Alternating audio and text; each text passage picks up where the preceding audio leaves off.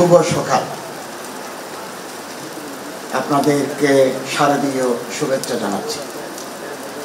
আজকের এই মনোজ্ঞ অনুষ্ঠানে সম্মানিত সভাপতি শ্রী জয়ন্ত বাবু, প্রধান অতিথি বাংলাদেশ সরকারের মাননীয় প্রধান উপদেষ্টা প্রফেসর ডক্টর মোহাম্মদ ইউনূস সাহেব, অতিথিবৃন্দ, সুধীমণ্ডলী, পুণ্যার্থীগণ, সারা বাংলাদেশে অত্যন্ত উৎসাহ উদ্দীপনা, ধর্মীয় ভাব গাম্ভীর্য নিয়ে দুর্গা পূজা উদযাপনের প্রস্তুতি চলছে একেবারে পূর্ণ উদ্যোগ। আজকে আমি এখানে ঢাকেশ্বরীতে এসেছি, 2 দিন পরে আমি চট্টগ্রামে যাব, এই প্রস্তুতি দেখব। আমাদের উপদেষ্টা মণ্ডলের সদস্যগণ বিভিন্ন জায়গায় গিয়ে এই প্রস্তুতি তারা পরিদর্শন করছেন, অবলোকন করছেন, এবং সরকার, ধর্ম মন্ত্রণালয়, স্বরাষ্ট্র মন্ত্রণালয়ের সহযোগিতায় আমরা পুরো বাংলাদেশে জেলা প্রশাসক এবং পুলিশ অফিসারদের, এসপিদের, ল এনফোর্সিং এজেন্সিদের সহযোগিতায় যাতে নির্বিঘ্নে শান্তিপূর্ণ পরিবেশে দুর্গাপূজা উদযাপিত হয় সে ব্যবস্থা আমরা গ্রহণ করেছি এবং একেবারে সার্বিক প্রস্তুতি আমরা নিয়েছি।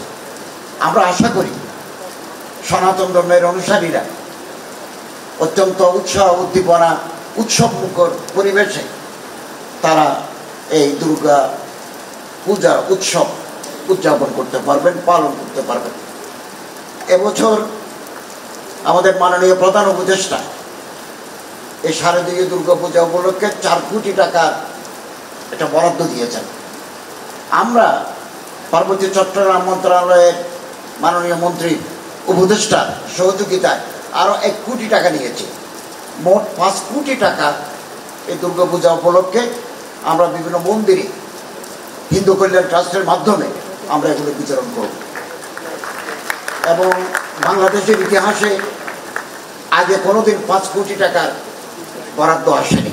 2 কোটি টাকা ছিল, একবার কি 2বার 3 কোটি ছিল, এবার আমরা 5 কোটি। এর বাইরেও ধর্ম মন্ত্রণালয়ের মাধ্যমে আমরা বাংলাদেশের বিভিন্ন জায়গায় একেবারে উপজেলা পর্যায়ে অসচ্ছল মন্দির এর সহায়তার জন্য আমরা গত বছরও অনুদান দিয়েছি, এবছরও আমরা অনুদান বিতরণ করব। এবং হিন্দু কল্যাণ ট্রাস্টের মাননীয় ভাইস চেয়ারম্যান শ্রী তপন কুমার মজুমদারের নেতৃত্বে আমরা আপনাদের পরামর্শক্রমে পূজা কমিটি, পুজো উদযাপন পরিষদ, আরও নেতৃবৃন্দের পরামর্শক্রমে তালিকা করে আমরা এগুলো পৌঁছে দেব। আমি সবসময় অসচ্ছল, বিধবা, অনাথ, মুমূর্ষু রোগীদের অগ্রাধিকার দিয়ে থাকি। যে সমস্ত ছাত্র টাকার অভাবে টিউশন ফি দিতে পারে না, বই কিনতে পারে না, এই মানুষ কোন ধর্মের এটা আমাদের কাছে বিবেচ্য নয়, মানুষ এটাই আমাদের কাছে বড়।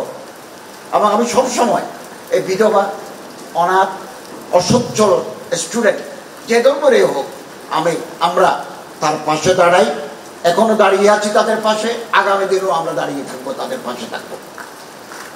এবং আপনাদের সহযোগিতা চাই। এদেশ আমাদের সবার, বৈচিত্র্যের মাঝে ঐক্য, এটা আমরা বাস্তবে রূপ দিতে চাই। আমরা এই দেশে সবাই নাগরিক, এদেশে আমরা জন্মগ্রহণ করেছি, আমাদের দ্বিতীয় কোনো ঠিকানা নাই, আমাদের ঠিকানা বাংলাদেশ। আমরা একটা নিরাপদ আবাসস্থল হিসেবে বাংলাদেশকে গড়ে তুলতে চাই। এবং আপনারা জেনে খুশি হবেন, বাংলাদেশের 4 লাখ মসজিদ আছে। জুমার দিন খুতবা দেওয়া হয় আমাদের রীতি অনুযায়ী। খুতবার আগে প্রাক খুতবা 30 মিনিট 40 মিনিটে বক্তৃতা ইমাম সাহেব দেন। আমরা ইসলামিক ফাউন্ডেশন থেকে একটা বই বের করেছি, কি কি আইটেমের উপরে কি কি বিষয়ের উপর তিনি বক্তব্য রাখবেন। ওখানে আমরা সাম্প্রদায়িক সম্প্রীতি, সহমর্মিতা, সহিষ্ণুতা, দুঃখী মানুষের পাশে দাঁড়ানো, প্রতিবেশীর প্রতি দায়িত্ব কর্তব্য, এই টপিকসগুলো রেখেছি। ফলে বাংলাদেশে সারা বছর প্রতি মাসে 4 বার করে ইমাম সাহেব এই টপিকসগুলো মুসল্লিদের শোনান। ফলে আমাদের একটা সাম্প্রদায়িক সৌহার্দ্য, একটা কমিউনাল হারমোনি আমাদের মধ্যে বিরাজ করছে। এই দ্বারা যদি আমরা অব্যাহত রাখতে পারি তাহলে সাম্প্রদায়িকতার বিষ বাষ্প এই দেশের পরিবেশকে বিঘ্নিত করতে পারবে না।